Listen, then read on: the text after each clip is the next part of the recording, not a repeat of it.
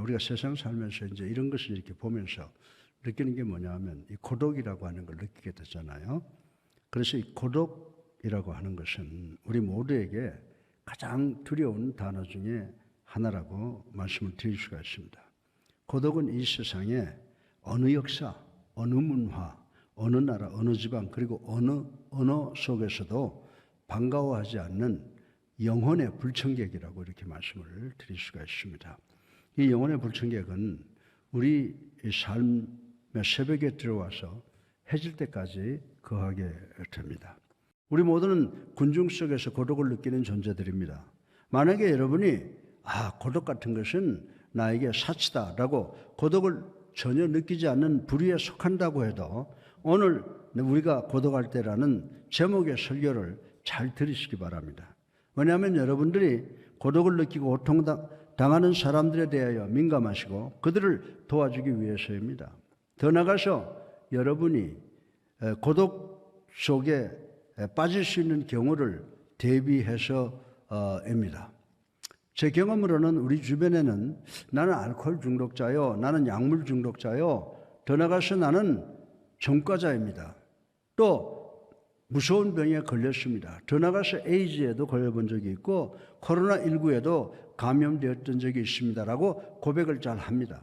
그러나 우리들은 자기가 고독하다는 것을 인정하지 못하고 고백하지도 아니하려고 하는 경향이 있다고 생각을 합니다. 이는 고독을 고백하는 것은 대단히 수치스러운 일이라고 생각하기 때문이라고 믿어집니다. 그러면 오늘 설교의 본론으로 첫 번째로 성경에서 제시하는 고독과 두 번째로 현대적 유형의 고독, 그리고 세 번째로 고독의 치유 방법을 생각해 보므로 우리 모두 함께 은혜 받기를 주님의 이름으로 축원합니다. 첫 번째로 우리는 성경 속의 세 가지 유형의 고독을 생각을 해 보겠습니다. 먼저 아담의 경우를 생각해 볼 수가 있습니다. 창세기 2장의 사건을 여러분은 잘 기억하실 것으로 믿습니다. 아담이 창조된 후 자연 속에서 동물과 식물들 사이에서 살았는데 대단히 고독했을 것이다 라고 생각할 수가 있습니다. 그때 상황을 하나님께서 창세기 2장 18절에 이렇게 묘사했습니다. 여호와 하나님이 이르시되 사람이 혼자 사는 것이 좋지 아니하니 내가 그를 위하여 돕는 배필을 지으리라 하시니라 라고 했습니다. 그리고 구약의 다윗의 경우를 또 생각해 볼 수가 있습니다. 여러분들은 이미 다윗이 얼마나 험한 세월을 고생하며 살았는가를 잘 아실 것입니다. 시편 38편 11절에 내가 사랑하는 자와 내 친구들이 내 상처를 멀리하고 내 친척들도 멀리 섰나이다 라고 절규했습니다. 또한 하나님의 아들이신 예수님께서도 무서운 고독을 경험하셨습니다. 우리는 조용한 시간을 갖는 것과 고독의 차이를 구별할 줄 알아야 됩니다. 우리 주님께서는 조용한 시간을 통하여 하나님과 함께 하시는 시간을 철저하게 가지셨다라고 하는 것을 우리는 알 수가 있습니다. 그러나 예수님께서는 하나님 아버지와 완전히 격리되었던 시간이 있었습니다. 이것이 바로 예수님의 고독이었다라고 하는 것입니다. 여러분들 마가복음 15장 33절로 34절 한번 같이 읽어보실까요? 제6시가 되매 온 땅에 어두움이 임하여 제9시까지 계속하더니 제9시에 예수께서 크게 소리 지르되 엘리 엘리 라마 사박다니 하시니 이를 번역하면 나의 하나님 어찌하여 나를 버리셨나이까 하는 뜻이라고 했습니다. 사랑하는 성도 여러분, 왜 예수님께서 어찌하여 나를 버리셨나이까 라고 절규하셨습니까? 두 가지 이유가 있다고 생각을 합니다. 첫째 이유는 구약의 예언이 성취되기 위해서입니다. 그러나 두 번째 이유는 하나님께서 예수 그리스도로부터 얼굴을 돌리셨기 때문이라고 말씀드릴 수가 있습니다. 그러면 하나님께서 그토록 사랑하신 당신의 아들 예수님을 왜 외면하셨습니까? 왜냐하면 예수님께서 갈보리 언덕 십자가 위에 계실 때 죄의 대속을 위해서 달리셨기 때문입니다. 저와 여러분과 이 세상 역사 속에 모든 인간이 지은 더러운 죄가 예수님의 어깨 위에 얹혀져 있기 때문이었습니다. 거룩하신 하나님께서는 잠시라도 죄와 얼굴을 맞대고 계실 수가 없어서 처음이자 마지막으로 죄의 대속물이 되신 당신의 사랑하는 독생성자 예수 그리스도를 외면하신 것이었습니다. 그때 예수님께서 너무 고독하셔서 하나님이여 하나님이 어찌하여 나를 버리셨나이까 라고 절규하신 것입니다. 사랑하는 성도 여러분, 여러분은 예수 그리스도께서 당신의 무조건적인 사랑으로 우리를 구원하시기 위해서 하늘에 계신 하나님 아버지와 결별하시고 그 엄청난 고독을 통과하신 그 혜택을 이 시간에 깊이 깨닫는 우리 모두가 되시기를 주님의 이름으로 축원합니다. 둘째로 우리는 현재 우리들이 가까운 주변에서 겪는 몇 가지의 고독을 생각을 해보겠습니다. 첫째로 노인들이 겪는 고독이 있습니다. 현대 노인들이 겪는 어려움 가운데 가장 큰 것이 바로 이 고독이라고 하는 것입니다. 여러분들은 양로원에 있는 할아버지 할머니들의 70%가 방문객이 없다는 말을 들어본 적이 있습니까? 이것은 큰 비극입니다. 디모데전서 5장 5절에 참 과부로서 외로운 자는 하나님께 소망을 두어 주야로 항상 간구와 기도를 하거니와 라고 말씀했습니다. 둘째는 어머니와 주부들의 고독을 들 수가 있습니다. 어머니와 주부들은 하루 동안에 대부분의 시간을 어른이 아니라 아이들을 대하면서 삽니다. 그래서 성인들과의 대화 결핍 때문에 오늘 고독을 느끼는 경우가 많이 있다라고 하는 것입니다. 사랑하는 성도 여러분, 남자들은 어떨 것 같아요? 남자들도 고독과 싸우고 있습니다.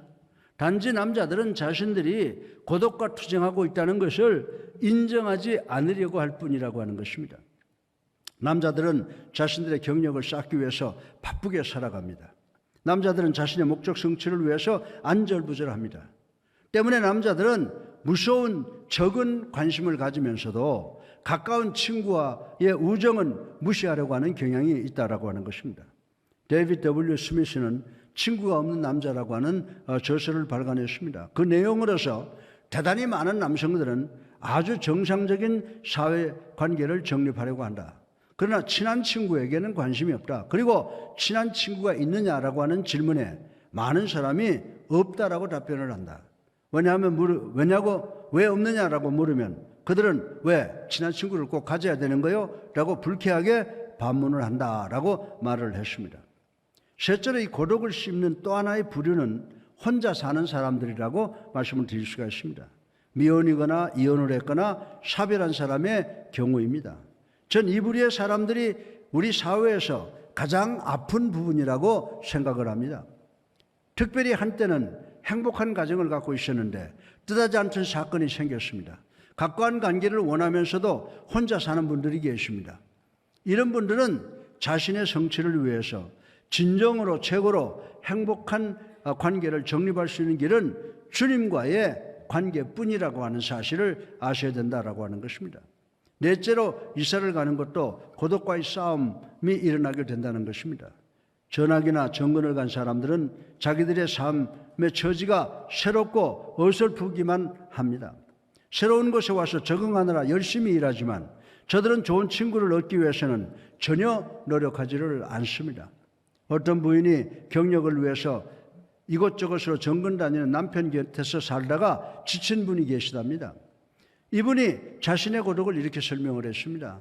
나는 다른 곳으로 이사 갈 때마다 안녕히 계세요 라고 인사하는데 지쳤다고 했습니다. 그래서 안녕하세요 라고 하는 인사를 잊어버리게 되었습니다 라고 고백을 했다고 하는 것입니다. 다섯 번째로 성공한 사람의 경우를 생각해 보겠습니다. 출세하면 좋을 것 같지만은 어느 기관이나 단체나 나라에서나 정상에 앉아있는 사람은 고독하다라고 하는 것입니다. 여러분이 대표이사 사장이거나 어느 조직이나 기관의 장이면 여러분이 출세의 사다리를 타고 꼭대기로 올라가고 있다면 조심하지 않으면 여러분의 친구의 수가 점점 줄어들게 된다는 것을 명심하셔야 된다라고 하는 것입니다. 여섯 번째로 유명한 사람들의 경우를 생각해 볼 수가 있습니다. 알버트 아인슈타인은 이상하게도 이 세상에서 유명한 사람이 되기 위해서는 가장 고독한 사람이 되어야 된다라고 말을 했다고 하는 것입니다. 여러분들 기억하는 분들이 계시는지 모르겠습니다. 오래전에 유명한 마릴린 몬로라고 하는 여배우가 있었습니다. 이 마릴린 먼로의 남편으로서 유명했던 야구 선수 조 다마지오가 세상을 떠나고 그에 대한 스토리가 뉴스위크에 게재된 것을 오래전에 팬 아메리칸 에어라인에서 제가 읽은 적이 있습니다. 뉴스위크에서는 조 다마지오와 마릴린 먼로는 여러 가지로 다른 점이 많았다. 그러나 그들은 유사한 면도 많이 있었다. 이들의 유사한 점은 마릴린 먼로는 고아로서 미국 음악의 여왕으로 성장했다. 반면에 조 다마지오는 가난한 이민자로서 야구밖에 모르는 소년이었는데 야구로서 미국 사람들의 영웅이 되었다. 그리고 이들이 대단히 바쁘고 바쁜 가운데서 고독하다고 하는 동질성을 갖고 있었다. 그러나 이 두 사람은 사고하는 것과 말하는 것과 행동하는 것, 고독을 해결하는 방법, 그리고 완전히 다른 가치관을 가지고 있었다. 결국 이들은 고독으로 고독을 채울 수가 없어서 곧 이혼하고 말았다라고 했습니다. 그렇습니다. 고독으로 고독을 채운다는 것은 곧 파괴를 의미할 뿐이라고 하는 것입니다. 7번째로 10대와 대학생은 어떻습니까? 여러분 중에 아이고 목사님 10대가 고독을 느낄 시간이 있습니까? 저들은 대학 입시를 준비해야 되고 대학생들은 취직시험을 봐야 되는데 그들이 얼마나 바쁠 때 고독을 느낄 시간이 있습니까? 그들에게 고독은 사치일 뿐입니다 라고 하실 분이 계실 것이라고 생각을 합니다. 그러나 교육학자들과 심리학자들의 연구에 의하면 우리나라에서 가장 고독한 부류는 10대와 대학생들이라고 보고서를 쓴 것을 읽은 적이 있습니다. 이들은 한창 무엇인가를 찾아 그것으로 만족을 찾으려고 할 때입니다. 이들은 이러한 다양한 것을 추구하고 있습니다. 그럼에도 불구하고 그들에게 가장 적절한 것이 무엇인가를 발견하는데 실패합니다. 그래서 이들의 삶은 고독해집니다. 따라서 우리 모두는 고독을 각자 다르게 다른 시간에 경험을 하게 된다는 것을 인식해야 된다라고 하는 것입니다. 그러면 질문은 우리가 이 고독을 어떻게 대처하느냐라고 하는 것입니다.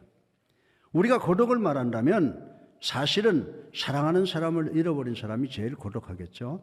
죽음이라고 하는 것은 우리의 마음에 공허함을 주는데 이 공허함은 우리 모두를 고독으로 끌어들인다라고 하는 것입니다. 여러분들이 젊은 부부가 앞으로 나와서 헌화식을 하는 것을 볼 때 마음이 씁쓸한 분이 계실 것입니다. 그분들은 태중의 아기를 잃은 분들일 것이다 라고 생각을 합니다. 저는 며칠 전에 아내를 멀리 보내고 장례식을 하는 분을 방문하고 위로한 적이 있습니다. 저는 그분에게 결혼 생활을 몇 년이나 했느냐라고 물었더니 그분이 45년이라고 했습니다. 그래서 제가 상당히 오래 사셨군요 라고 했더니 그분은 아닙니다.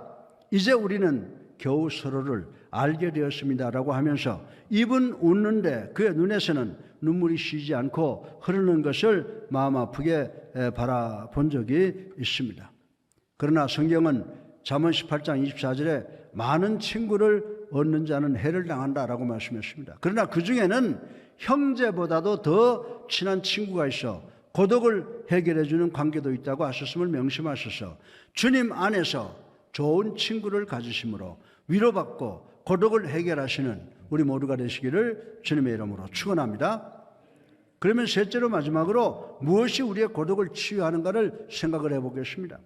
우리 다 같이 신명기 31장 6절을 한번 읽어보겠습니다. 너희는 강하고 담대하라. 두려워하지 말라. 그들 앞에서 떨지 말라. 이는 내 하나님 여호와 그가 너와 함께 가시며 결코 너를 떠나지 아니하시며 버리지 아니하실 것임이라 하고 아멘. 예. 자, 고독을 치유하는 첫 번째 방법은 고독에 대한 즉각적 반응이라고 성경은 우리들에게 이야기를 해주고 있습니다. 나는 버려졌다. 나는 혼자다. 하소연을 누가 했는지 아십니까? 바로 바울의 고백이라고 하는 것입니다. 이것이. 바울은 가는 곳마다 추종자와 친구가 있었습니다. 그리고 초대교회 당시에 대단한 영향력이 있었고 신약 성경의 대부분을 저술한 분입니다. 그럼에도 불구하고 이분은 나는 버려졌다, 나는 혼자다, 나는 외롭다 라는 말을 했다고 하는 것입니다. 디모데후서 4장 9절 11절 우리 다 같이 한번 읽어보겠습니다.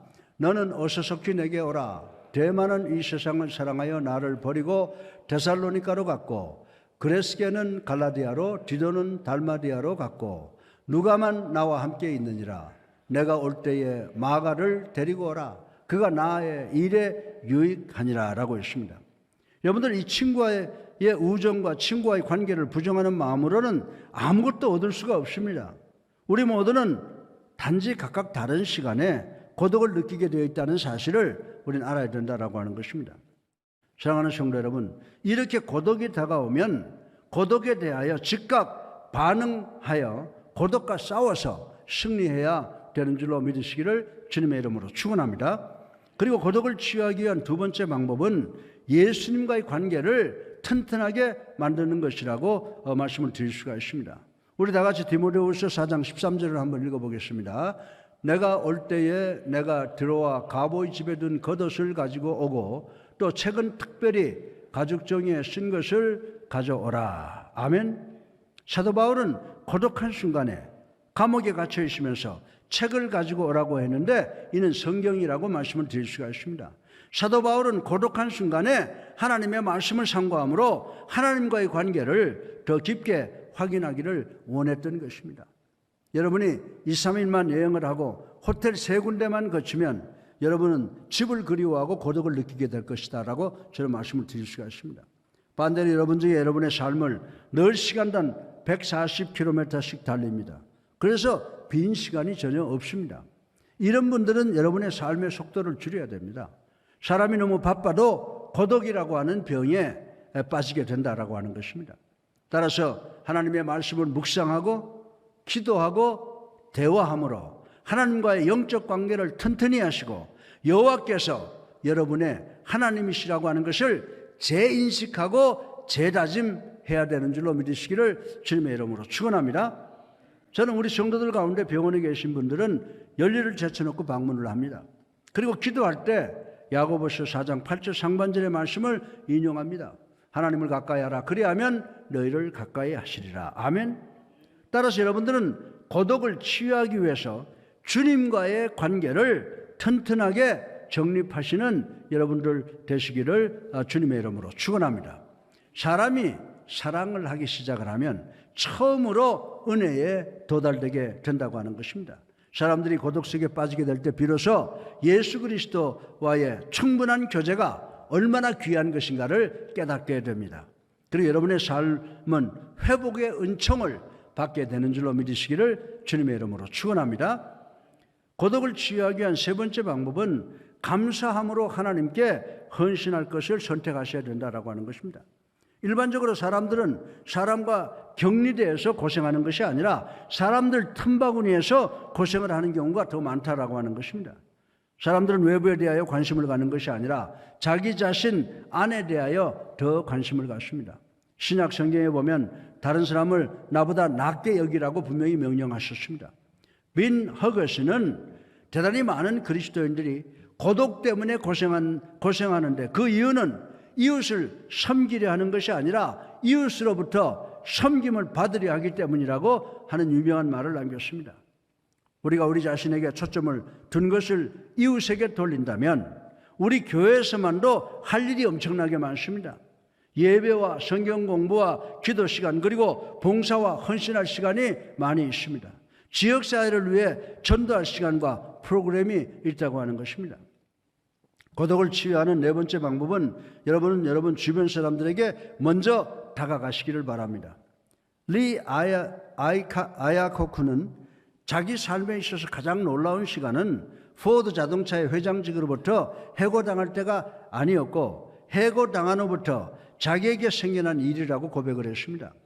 해고당하고 나니까 가장 친한 친구인 줄 알았는데 전화 한번 해주지 않고 자기가 커피 한잔 하자고 하니까 이 핑계 저 핑계로 피하는 것이었습니다. 이것이 자기에게 있어서 최고의 충격이었다라고 고백을 했습니다. 고독을 극복하는 기본적 방법은 여러분이 전 세계를 통해서 전 생애를 통해서 사랑을 주었던 분들과 관계를 유지하는 것인데 여러분이 여러분의 자존심을 꿀꺽 삼키고 친구한테 야 커피 한잔 하자. 나는 자네 도움이 필요하네. 나는 자네 조언이 필요하네. 라고 먼저 초청할 수가 있어야 된다고 말씀을 하고 있는 것입니다. 그리고 위로나 섬김을 받으려 하지 말고 먼저 섬기려 해야 된다라고 말을 했습니다. 더 나아가서 고독을 씹으면서 내가 자기한테 어떻게 했는데 라는 섭섭함과 분노를 키우지 말라고 했습니다. 여러분이 도와줄 사람을 찾으시기 바랍니다라고 했습니다. 여러분은 자신에게 두고 있는 이기적 초점을 버리시기 바랍니다. 베드로 선생은 베드로전서 4장 10절을 통하여 이렇게 말씀했습니다. 같이 한번 읽어보겠습니다. 각각 은사 받은 대로 하나님의 여러 가지 은혜를 맡은 선한 청지기 같이 서로 봉사하라. 아멘. 예. 그리고 예수님께서는 요한복음 8장 29절을 통해서 하나님 아버지에 대해서 이렇게 말씀했습니다. 한번 읽어보겠습니다. 나를 보내신 이가 나와 함께 하시도다. 나는 항상 그가 기뻐하시는 일을 행함으로 나를 혼자 두지 아니하셨느니라. 아멘. 예. 그리고 고독을 치유하는 다섯 번째 방법은 하나님의 임재를 늘 생각하는 것이라고 말씀을 하고 있습니다. 사랑하는 성도 여러분, 여러분은 절대 혼자가 아닌 줄로 믿으시기 바랍니다. 요한복음 1장 14절 상반절에 하나님께서 인간이 되셔서 우리의 이웃이 되셨다고 선포하는 것을 우리는 늘 기억해야 됩니다. 이 현상이 바로 우리 주님께서 하신 일입니다. 주님이 여러분과 함께 계시는 줄로 믿으시기 바랍니다. 여러분들 히브리서 13장 5절 하반절에 뭐라고 말씀하고 있습니까? 내가 결코 너희를 버리지 아니하고 너희를 떠나지 아니하리라 하셨느니라. 아멘. 여러분이 고독할 때 하나님께서 늘 여러분과 함께 계신다는 사실을 믿고 예수 그리스도의 은혜로 여러분의 고독을 해결하시는 여러분 되시기를 주님의 이름으로 축원합니다. 결론으로 이 예화를 말씀드리고 오늘 설교를 마치겠습니다. 이 스토리는 하나님의 임재를 즐기는 상황의 최고의 예화라고 저는 생각을 합니다. 어느 목사님이 노안으로 죽어가는 분을 위해서 병원 신방을 정기적으로 했답니다. 그런데 환자의 머리맡에 빈 의자가 하나 늘 있었다고 합니다. 그래서 목사님은 오늘 방문객이 있었냐고 물었습니다. 그때 이 노 환자는 아니요, 이 의자는 방문객을 위한 것이 아니라 예수님을 위한 것입니다 라고 하더라는 것입니다. 그래서 이 목사님은 아니 무슨 말입니까? 라고 물었습니다. 이 노 환자는 오래전에 나에게 기도를 가르쳐준 분이 있었는데 기도는 친구와 대화하는 것 같은 것이라고 가르쳐 주었습니다. 그 이후 저는 제 머리맡에 항상 빈 의자를 두고 이 의자에는 예수님이 앉아 계신다고 믿고 예수님과 늘 대화를 하고 있었습니다라고 하는 말을 듣고 돌아왔답니다. 며칠 후에 이 환자의 딸이 교회에 전화를 해서 자기 아버지가 세상을 떠나셨다고 연락을 주었습니다. 그때 이 목사님께서 딸에게 당신의 아버지께서 평안하게 임종을 했습니까? 라고 물었습니다. 이번에 딸은 잘 모르겠습니다. 그런데 한 가지 이상한 점이 있습니다. 제가 병실을 잠깐 비웠다 돌아와 보니 우리 아버지는 침대에 누워서 돌아가신 것이 아니라 빈 의자 앞에 무릎을 꿇고 의자에 머리를 두고 돌아가셨습니다라고 말을 했다고 하는 것입니다. 이 말을 들은 목사님은 그렇습니까? 그러면 자매의 아버지는 이 세상에서 제일 평안하게 가셨습니다라고 말을 해주었다고 하는 것입니다. 사랑하는 성도 여러분, 예수님께서는 마태복음 11장 28절 우리 같이 한번 읽어볼까요? 수고하고 무거운 짐진 자들아 다 내게로 오라 내가 너희를 쉬게 하리라. 아멘. 예수님께서는 수고하고 무거운 짐자들, 정치, 경제, 사회, 그리고 천재지변, 또 코로나19로 고통당하는 우리들에게 다 내게로 오라 내가 너희를 쉬게 하리라 라고 하는 이 은혜의 말씀을 우리에게 전해주신 것입니다. 저는 무엇이 여러분을 고독하게 만드는지 알지 못합니다. 저는 여러분이 왜 고독한지 모릅니다.